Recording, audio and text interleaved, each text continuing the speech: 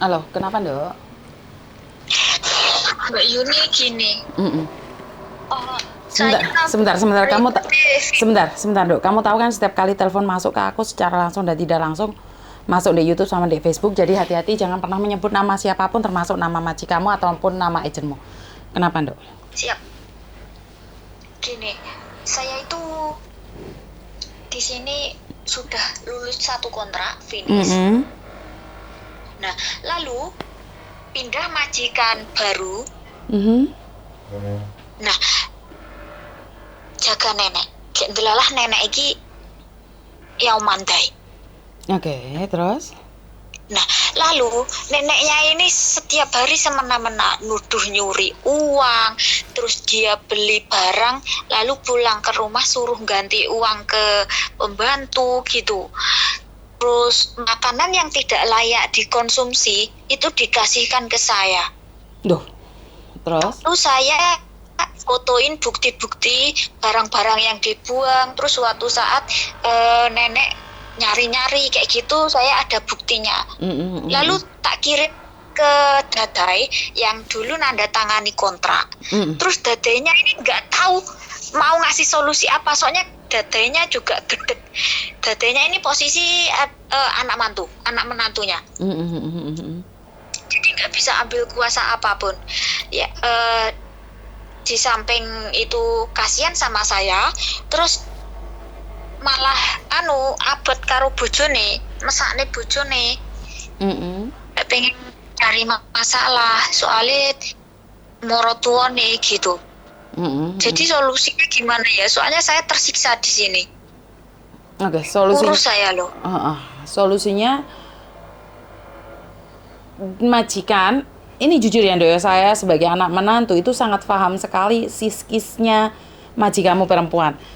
Tapi saya juga sangat paham sekali psikisnya majikamu yang bobo itu dan singsangmu. Kenapa? Aku pernah di posisi itu, dimana aku menyukai pembantu tapi mertuaku nggak suka, dan giliran mertuaku suka, aku nggak suka.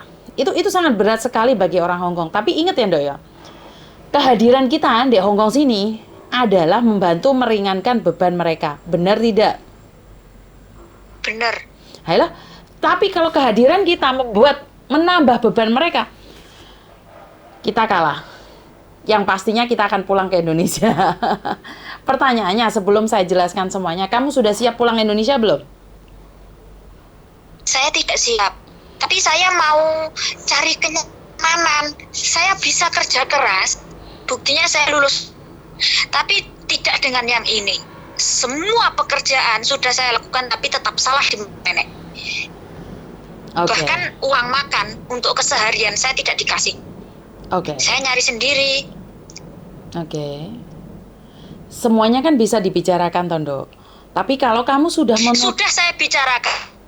Masuk sudah 7 bulan ini Mbak Yuni. Oke, Ndo. Oke. Sekarang Ya mengecewakan. kan hidup ini memang tidak sesuai dengan apa yang kita inginkan, Dok. Kita harus menyesuaikan kehidupan ini. Paham nggak?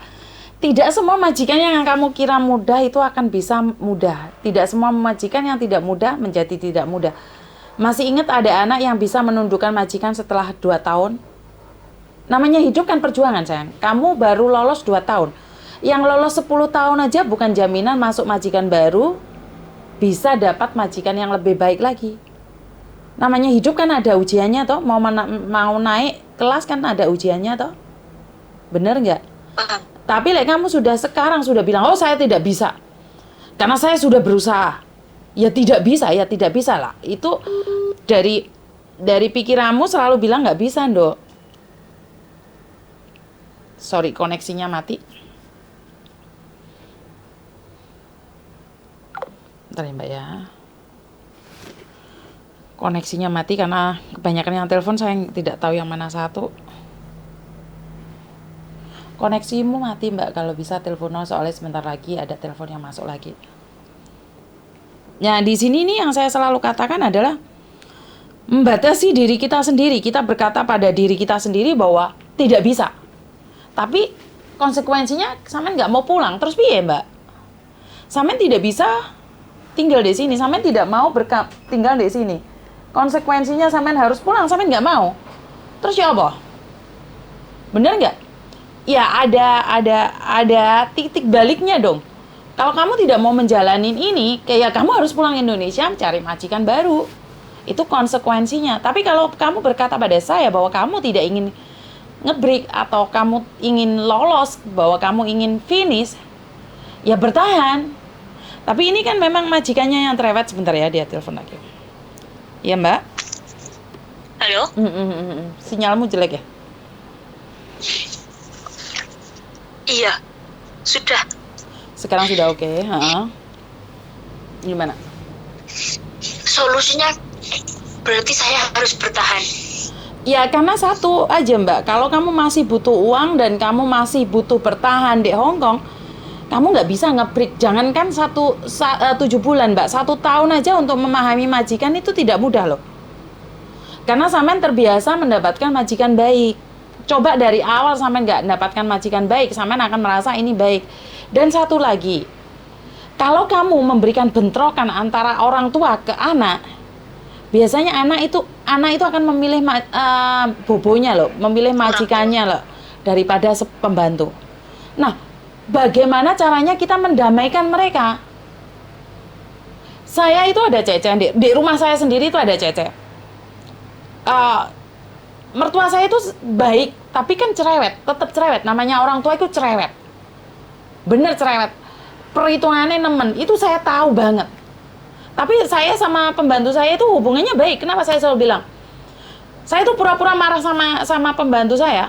Tapi saya sudah bilang, Mbak, saya nggak marahin kamu. Kenapa? Karena orang tua itu ngirit. Pertama kali itu ngirit, tuh. Karena mereka punya prinsip, dulu mereka kerja susah buat makan. Tiba-tiba ada orang baru masuk rumahnya, dan dikasih gaji, dikasih makan, nggak ada kerjaan. Orang tua itu selalu berpikir bahwa pembantu itu nggak ada kerjaan. Lah yang bersihin rumah juga siapa, yang masakin buat dia itu siapa, dia tuh nggak tahu. Dari situlah dikasih kasih sayang. Paham nggak maksudku?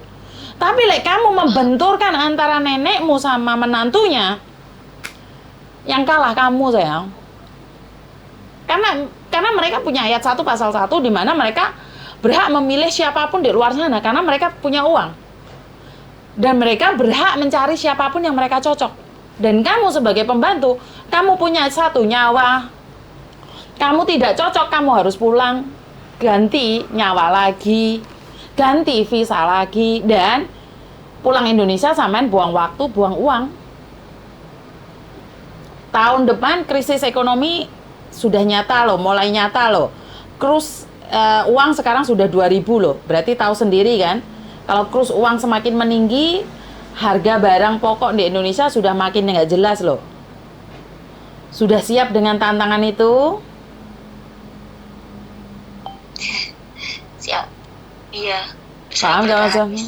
Sangat berat, saya tahu. Selagi majikan nggak mukul, kayak saya bingung sih Mbak. Memang orang Hongkong itu cerewet-cerewet gitu loh. Aku tuh heran kenapa mereka itu cerewet banget.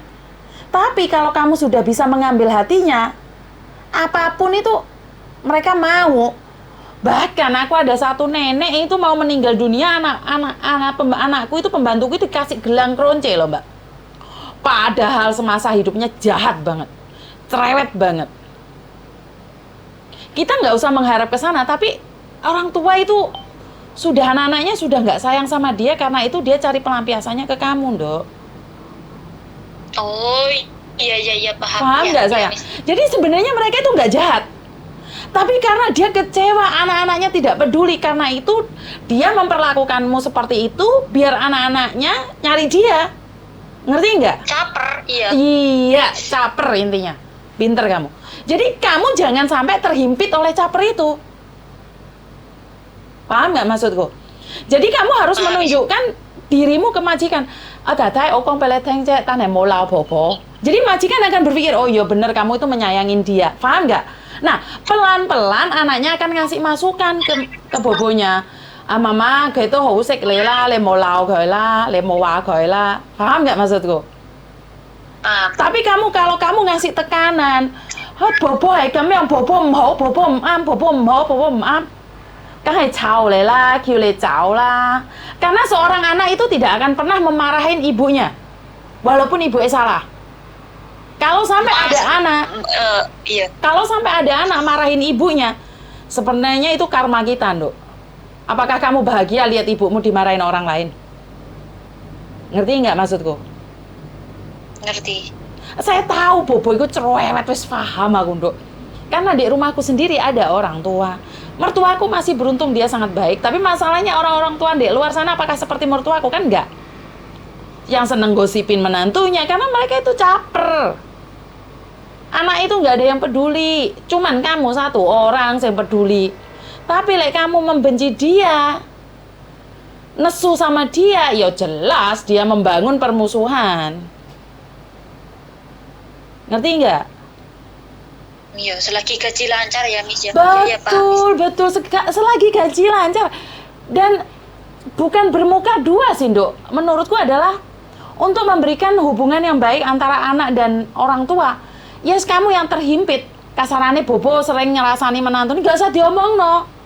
Hai, sini Bobo mau kong kai lah. Ayah, oji lah. Le最好係你㗎. Yang paling baik adalah kamu, Bobo. Wis, nggak usah mikir orang lain. Tuh, mungkin Bobo 之前我鬧你，我幫你按摩啦. Alah, mau lau, Oji, om am. Paham nggak maksudku? Jadi, dia itu cari perhatian gimana sih caranya diperhatikan sama anak-anaknya. Anak-anaknya nggak memperhatikan, ngefeknya dek kamu. Jadi, kamu yang kena efek dari rasa cemburu. Pertama, seorang orang tua itu cemburu saat anak laki-lakinya menikah dengan perempuan. Kenapa? Karena sang anak laki-laki itu kebanyakan akan meninggalkan orang tuanya. Beda sama anak perempuan loh. Anak perempuan itu jarang yang meninggalkan ibunya loh. Kamu sebagai perempuan, kamu pasti merasakan itu kan? Iya. Ke seorang laki-laki kalau wis gendeng bebedoan, ibu itu ditinggal. Bener nggak? Iya. Maka dari itu, aku rasa kamu adalah seorang Cece yang bisa memberikan rasa damai pada bobomu. Siap. Karo dibantu doa. Lek bengi ben sampean kuwi dijogo malaikat. Ya. Iya, Miss. Nah, iya. Ada yang lain lagi? Sudah, terima kasih. Pasti kamu bisa. Eh, 7 wulan, no? Bisa. Jangan dibanding-bandingkan. Dulu kamu bisa, sekarang kenapa nggak bisa? Itu bukan masalahnya ada di kamu, bukan masalahnya ada di dia. Tapi pikiranmu yang bermasalah, karena kamu mencoba membandingkan. Membandingkan juga boleh, tapi apa wis gak butuh duit? Iya. Ayolah. Terima kasih. Ada yang lain lagi? Iya. Sudah. Tak Ini tunggu nanti kamu aku finish masuk kontrak. YouTube toh, Miss. Iya no. Masuk di YouTube no. Kayak pelajaran buat yang lainnya. Bahwa jogo wong tua itu memang nanti. Bener nggak? Oh, iya paham. Biar orang-orang yang down kayak kamu ini, oh iya bener ya sudah mau Miss Yuni. Tadi Miss Yuni ben gak ngulangi pindo ting telu. Iya, siap, Miss. Oke, terima kasih atas berbaginya ya sayang ya. Iya, tak tunggu, Miss, soalnya mau tak dengerin lagi apa Oh, kata oke. Miss. Oke, terima kasih ya sayang. Iya, selamat siang. Selamat siang. Oke, apakah mbaknya ini salah? Yo enggak salah menurut pendapat saya. Bayangin dulu pernah finish kontrak, terus sekarang menjalani 7 bulan majikannya rewel. Ya jelas drop, Mbak.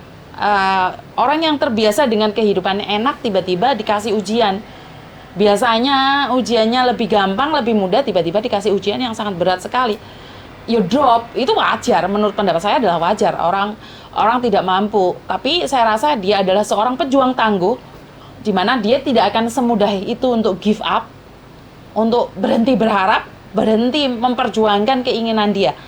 Karena ingat loh Mbak, aku ngomong, kalau kamu sudah siap pulang Indonesia, maka kamu boleh menentang majikan. Selagi kamu tidak dipukul, selagi kamu masih mendapatkan hak-hak kamu, jalani aja. Majikan baru apa gak garansi lebih baik dari dia? Tidak juga. Jadi, bertahan demi keluarga. Buat sampean semua yang saat ini sedang menunggu proses majikan untuk menjadi lebih baik lagi, saya cuma bisa bantu doa. Saya tunggu kalian di garis finish. Karena kalau kalian di garis finish untuk melangkah selanjutnya, kalian bisa lebih tinggi lagi. Kalian berhak memilih apapun yang kalian mau. Tapi ingat, kadang-kadang kok kan milih untuk bongkeng. Jadi itu aja dari saya, kurang lebihnya saya minta maaf. Wassalamualaikum warahmatullahi wabarakatuh. Berkat Tuhan mengalir atas kita semua. Semoga semua makhluk bahagia. Dan satu pesan lagi, apes tidak ada dalam kalender. Berhati-hati.